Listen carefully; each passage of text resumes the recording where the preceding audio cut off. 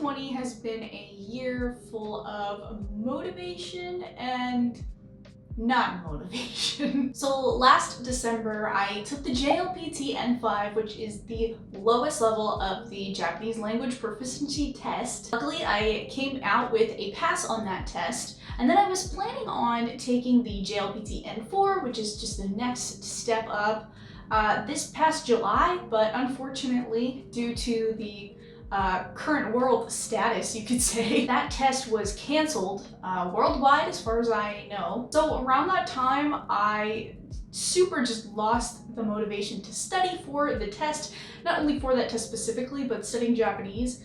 I did a little bit of online video lessons, but I really wasn't working in my books very much, and I also wasn't keeping up with kanji. Kanji is my favorite part of Japanese, so for me to not keep up with kanji definitely means that I was not motivated. But that changes now because I just signed up to take the JLPT N4 for this December, which hopefully won't be canceled. So far, it is still on. It's been paid for, I'm registered.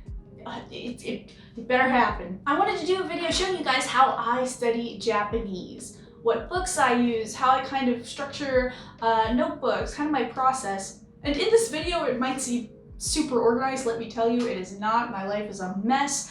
I am not an organized person, but if I pretend that my life is together in a YouTube video, then surely it will come together in real life. Isn't that how that works? Oh my goodness, and in about 7 minutes, I will be doing a video call with my friend Allison, who's also learning Japanese, so stay tuned maybe for just a little glimpse of that. What I've been focusing on, especially because I am signed up for the JLPT, is studying through Genki 2, which has a lot of the grammar that I'm going to have to know for the N4. Grammar is my weak point. It's always been my weak point. It's my weak point now. I'm not too worried about the kanji. I did so well in the kanji on the last test, so maybe I, won't have a problem with it on this test either. But I basically picked up this book a few months ago and have been going through some of the chapters, mostly along with my friend who is taking a college course in Japanese, and she uses this book. So this book used to really overwhelm me, so it's really nice to have a friend to study with. I really recommend if you're going through something like Genki that to me seems a little bit more dry and a little harder to focus on, study with a friend, make that friend get the same book and study together. It's been a lot more fun. I also recently got the Genki workbook to go along with the normal textbook. One of the books I really need to work on is this one right here. This is specifically for the N4 and the N5. Basically what this book is, it's a list of questions, and I believe they're actual test questions taken from past tests. So these are things that I could definitely see on the test. So generally what I do with this is I will go through the questions. I've been through 100 questions in the book, and I will write them in this book right here. You can see I just put the number of the question on here, and I write down the whole sentence with the correct answer. So I guess later I could go through these and read them if they are correct sentences. Luckily the book does have the answers in it, so they're definitely correct. But yeah, these are actual vocabulary words, grammar points, sentences that will be in the N4. So I have to double make sure that I'm ready for that. Alright guys, I'm finally here with Allison, and we're going to be studying out of Genki today and her own worksheets that she has. So let's get started!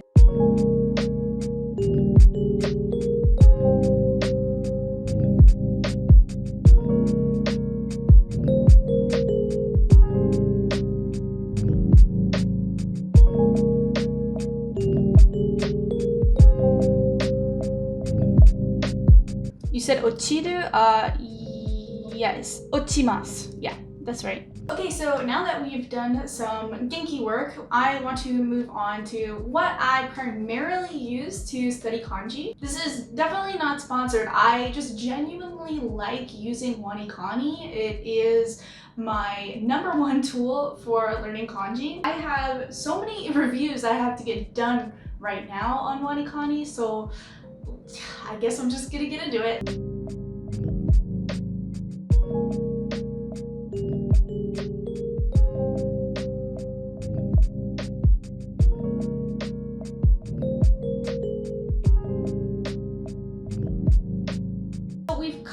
generally learning kanji and going through grammar and Genki, and of course JLPT specific questions, but this doesn't necessarily help my kanji writing. And while in the test you're not tested on your writing ability, I think it's still a very important thing in Japanese, and it personally helps me remember kanji and remember all the rakuls when I do get to write it. So for that, I've been going through kanji from zero. I basically know all of the kanji in this book already, even though I'm barely halfway through it. And what I like about this book is that it lets me practice writing the kanji, writing the stroke order, and it gives me a practical use for the kanji. It helps me figure out like where in the sentence should I put it, how can I put this kanji next to the hiragana or the characters that follow it. How can I use that correctly? So let's go through a little bit of this one.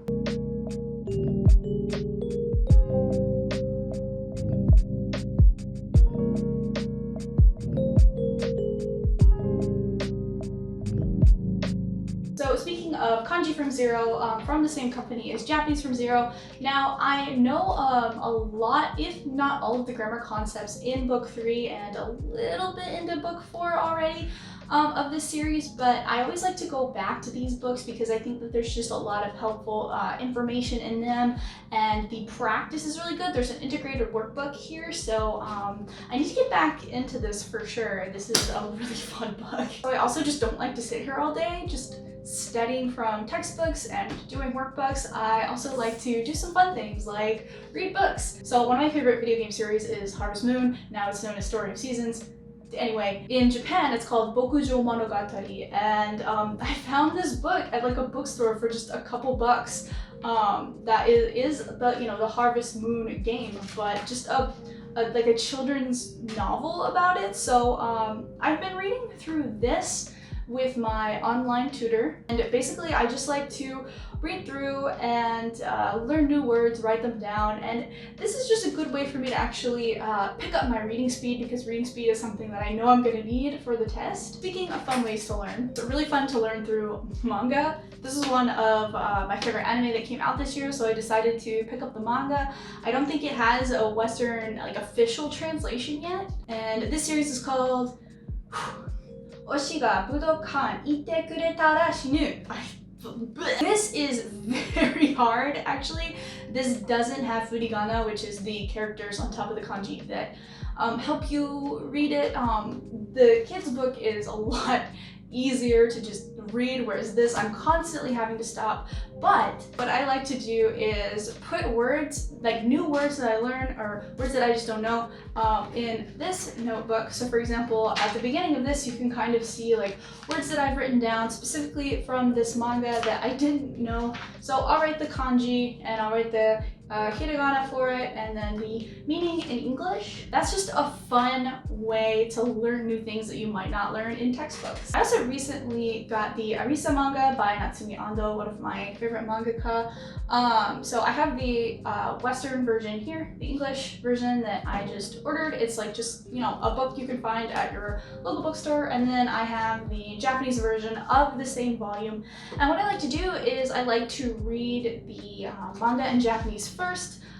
Sometimes it's pretty difficult, but what I do is I try to understand what's going on, and then I will read it in English to see how much I got right, what I got wrong, and it's just a really good fun way to practice Japanese without feeling like you're studying, really. Guys, I hope you enjoyed this video about kind of how I study Japanese. I don't do all of these things every day.